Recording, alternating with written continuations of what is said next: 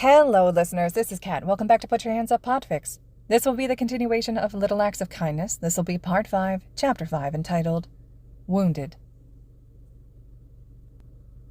Hizashi stared at his husband, who laid on the bed wounded, covered in bandages. The steady beeping was the only thing letting him know that Shota was alive.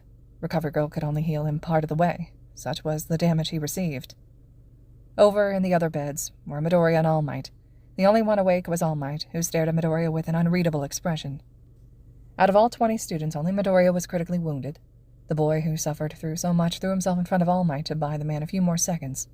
For just a couple seconds, the villain's hand had grazed Midoriya's chest, before Snipe managed to shoot the hand away and the villains fled. On top of that, the kid had broken both his legs and mangled one of his fingers. "You're good to go, All Might," Shuzenji informed the man after she checked him over. He nodded, and with one last glance toward Midoriya, the man left.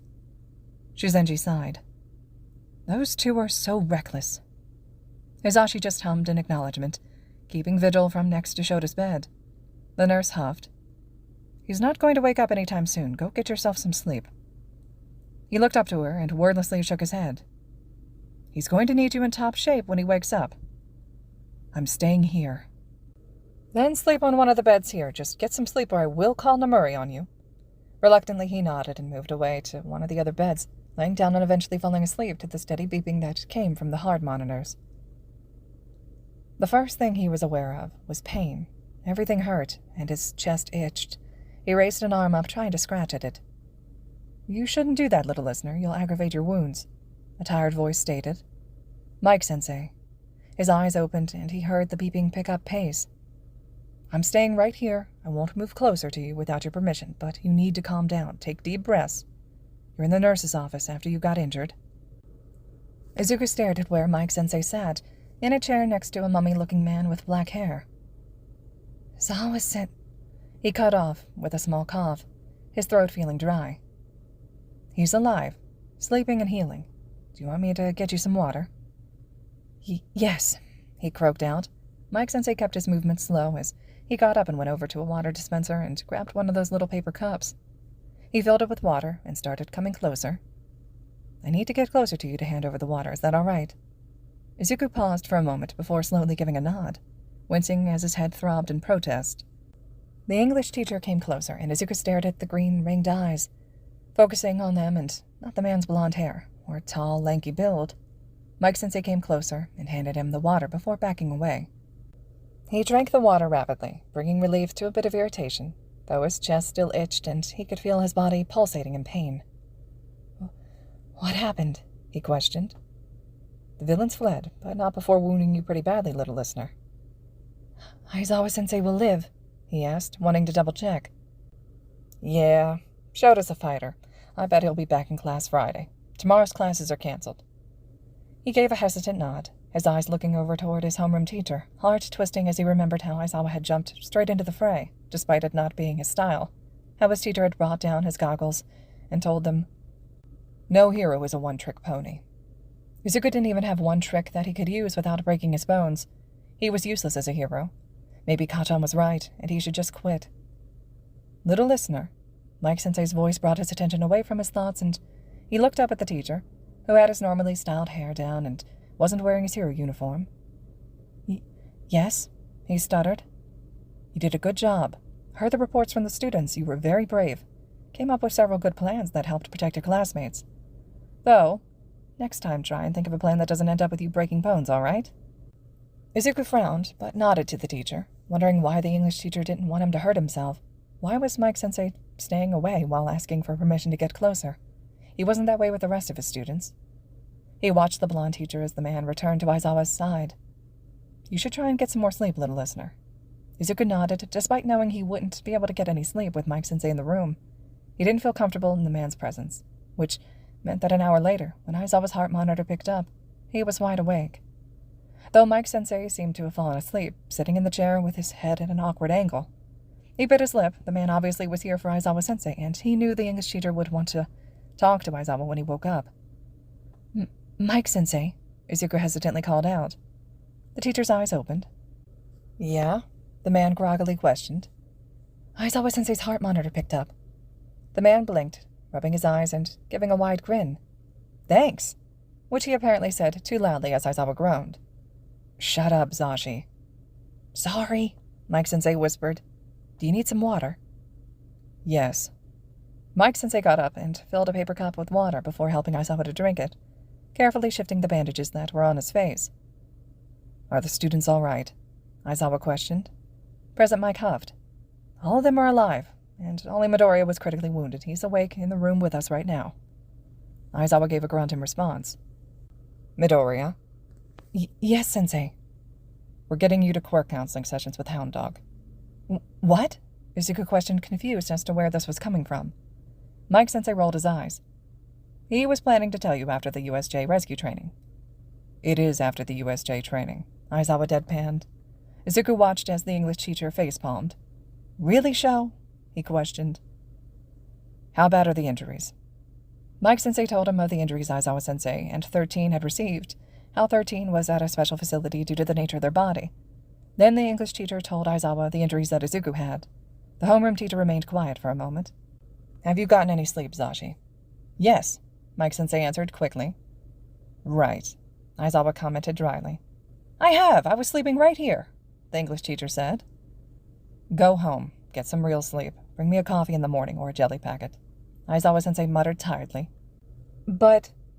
Hizashi, Aizawa interrupted, reaching out blindly, and Mike-sensei raised his hand to Aizawa's. I'll be right here. I'm alive. Mike-sensei huffed. All right, I'll go. The chair squeaked as Mike-sensei stood up. He started walking out. Zashi, I love you, Aizawa muttered. I love you too, Sho. Get some rest. I'll be back in the morning, Mike-sensei said, his face softening as a small smile came before he left. I would prefer if you kept our relationship to yourself, Midoriya, Aizawa said flatly. I won't tell anyone, he answered. Silence fell for a moment. Sensei, Izuku hesitantly called out after a few minutes. Aizawa hummed, showing he was still awake. Does Mike-sensei not like me? Izuku asked. He does like you, but we're pro-heroes. He can tell that his presence upsets you, so he is keeping his distance, Aizawa answered. Oh, Izuku replied, not knowing what to say to that. Do you want to speak about why his presence upsets you? Aizawa asked, his voice gruff but tone soft. Izuku hesitated for a moment. He reminds me of my previous English teacher. Would you be comfortable telling me, or someone else, about how the English teacher treated you? How? Izuku stammered, not quite understanding how Aizawa-sensei would know that the teacher hadn't treated him like a normal student. Pro-hero, kid. It's our job to recognize when something's wrong. You don't have to talk about it now, but just keep in mind that you can speak to any of us teachers. We care, Midoriya. Izuku flinched at that. He had never had teachers that cared before. And maybe Aizawa cared, but he couldn't be sure about the other teachers, having not interacted with them as much. Then again, it could just be because he had a quirk now that the teachers actually care. But Aizawa-sensei had been there the other day after the battle simulation, even though he could have continued watching the other students. And then after the media had crowded him, the man had offered to let him skip homeroom if he couldn't face his schoolmates. Maybe it would be okay to trust Aizawa-sensei. I'll think about it, he whispered out. That's all I ask. Let's get some sleep, kiddo. Izuku didn't reply, and one apparently wasn't needed as Aizawa-sensei fell silent. A couple minutes later, and the heart monitor slowed down a bit. It took Izuku longer to fall asleep, but eventually he managed to sleep again. The next he woke up, it was to Recovery Girl's voice, scolding someone. Opening his eyes, he saw that it was now morning, and the office was lit up.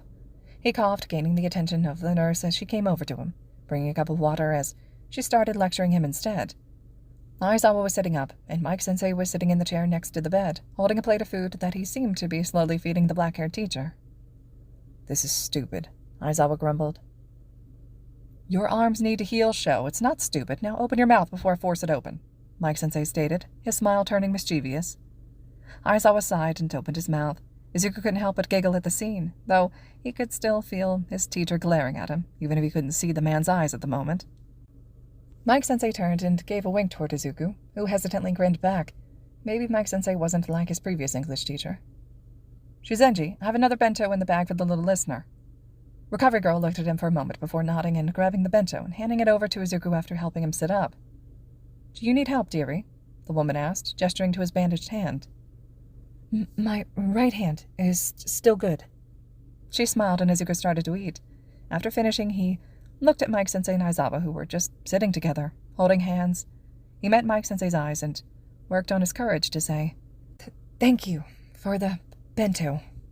Of course, it was no trouble, little listener, the man said, giving a large smile and a thumbs up.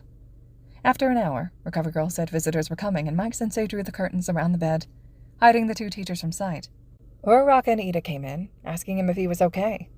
They stayed for a little while before leaving. Around lunchtime, All Might came in, bringing in lunch. How are you holding up, young Midoriya? I'm doing all right, he said, smiling at his mentor in gratitude as he started to eat while they conversed.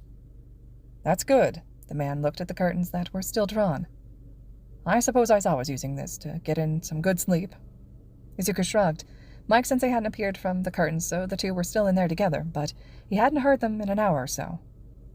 I have to say, it was very reckless of you to step in like you did, but thank you. If it wasn't for you, I would probably be in even worse shape. As it is, my limit has been shortened once again. He looked down, his eyes filling with tears. Hey, none of that, young Midoriya. You did the best you could. We still have to figure out how to regulate your quirk.